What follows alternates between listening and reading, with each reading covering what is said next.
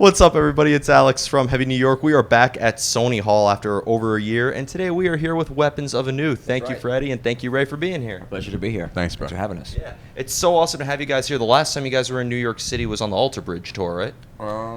That or Tesla? No, it was Alter Bridge. No. We were here last September with Metal Allegiance. We did Gramercy last September. Right. Oh, you played that? Yeah, I it was was awesome. there. It I was thought us, you guys Venom, looked familiar. Us, Yeah. Venom, and Metal Allegiance. Yeah, it was a badass show. We had a good It was time. fun.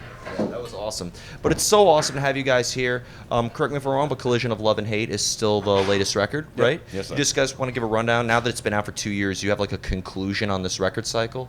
Yeah, I'm fucking over it. I want a new one.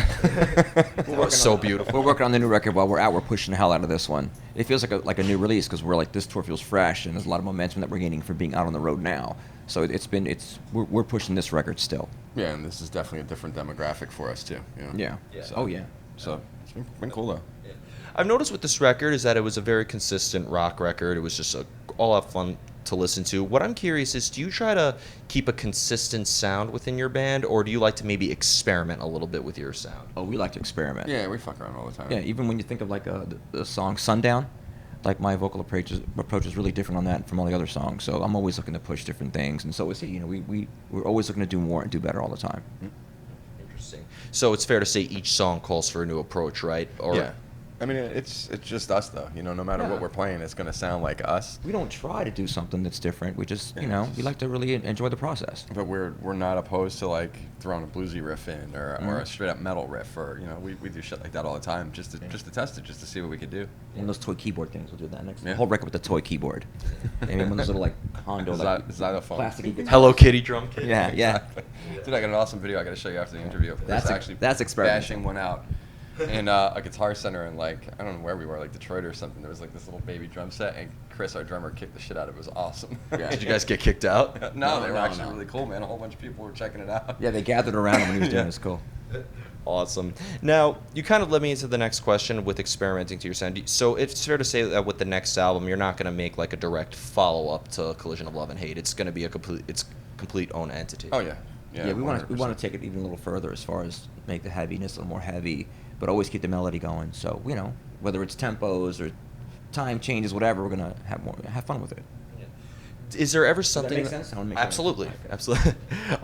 What I'm curious is though is there ever something that does have to come first before you carry on with a full song? Do you focus on rhythm first, or is there an underlying melody that you always have to focus on? With a lot of Most rhythm. of the time, yeah, we usually get the rhythm part down, Yeah. like the basic structure, like the song, and then Ray will sit down with me, and then we'll really come up with these cool melody lines. And then once that happens, the song winds up changing 5 or 6 times anyway. But we'll get like a basic structure, of kind of what we want it to sound like, and then once he does his thing on it, it winds up usually kind of moving a little bit.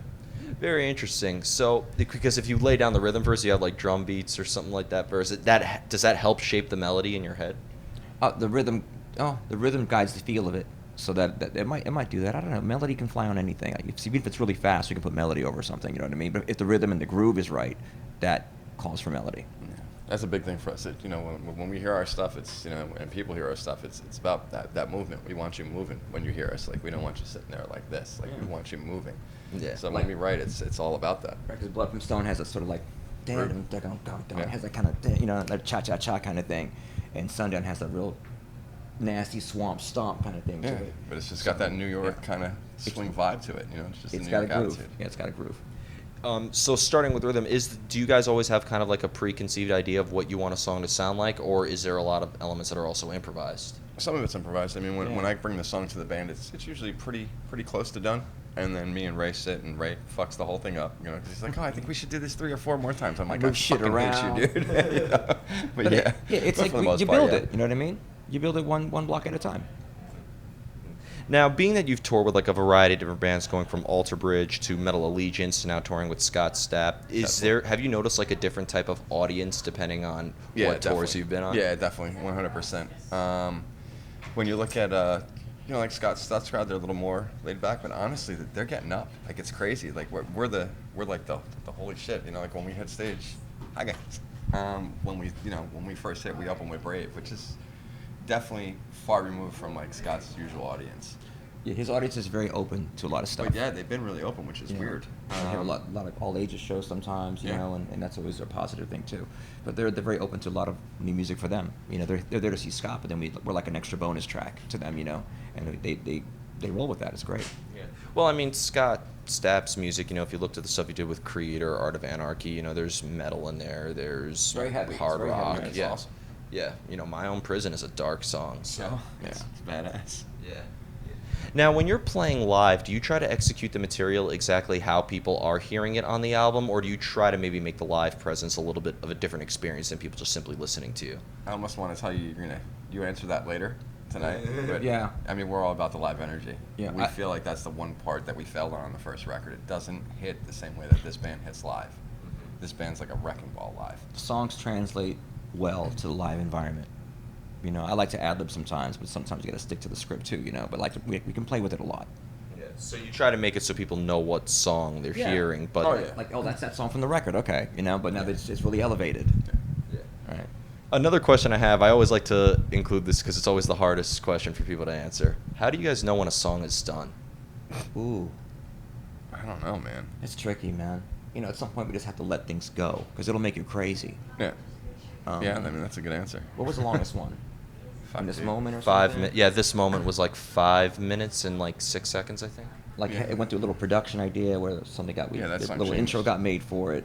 It could, That song changed probably 3 or 4 times Yeah. until we were finally heard it and we're like, yeah. And I think it's just when you hear it, and you kind of just like, yeah, that's what it is. Next question.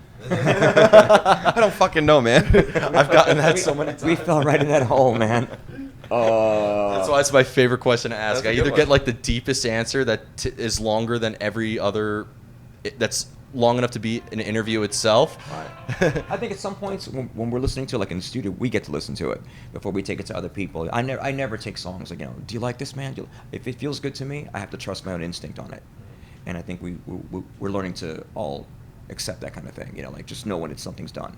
Is it easier to come up with like ideas for the music when you guys are alone, or do the ideas kind of fall more into place when you're playing together as a band?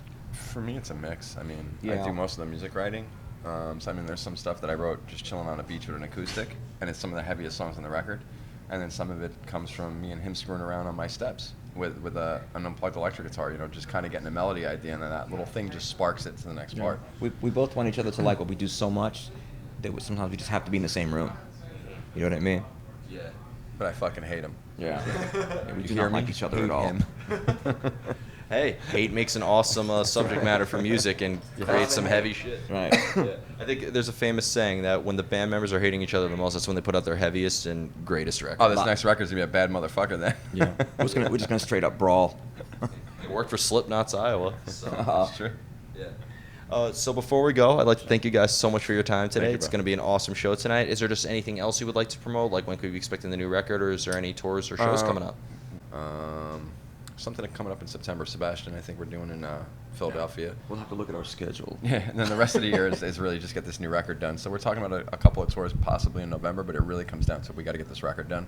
Could we be expecting it this year or by Probably first quarter of next year. I first think. quarter next year. Well, it's definitely going to be worth the wait.